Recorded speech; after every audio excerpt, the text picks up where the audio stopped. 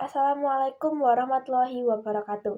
Tepangaken nami kula Briliana Civa Dalila saking kelas 11 jurusan Desain Komunikasi Visual wonten SMK Negeri 1 Wonosobo.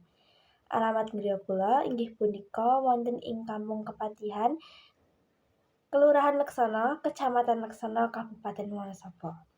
Kula wonten ngriki badhe nyarios bab kalangkungan lan kakurangan kang kula gadhahi. Ingkang sepisan, kalangkungan ingkang kula gadhahi inggih punika kula saged mbeksa tradisional utawi mbeksa kreasi.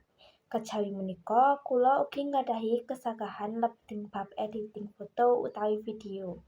Ingkang kaping kalih yaiku kakurangan ingkang kula gadhahi.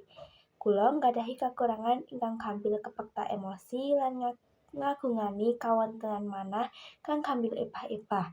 Kula ugi tiyang ingkang boten saged nyambut damel lebeting tekanan. Kejawi punika, wonten nilai sae ingkang saged dipunpendhet saking diri kula, inggih punika dados tiyang ingkang gampil adaptasi lan komunikasi sae kaliyan sinten mawon. Ugi wonten kagem maturipun pendapat ingkang kula gadhahi. Kula ugi nggadhahi sifat awon ingkang saged dados ancaman kagem diri kula. Inggih punika nggadhahi kontrol emosi ingkang awon lan dados tiyang boten teliti, ingkang asring damel kalepatan lan boten antos-antos. Kula dipuntepang dados tiyang ingkang saged tetep tenang lebet ngajengi lan ngrampungaken setunggaling babagan.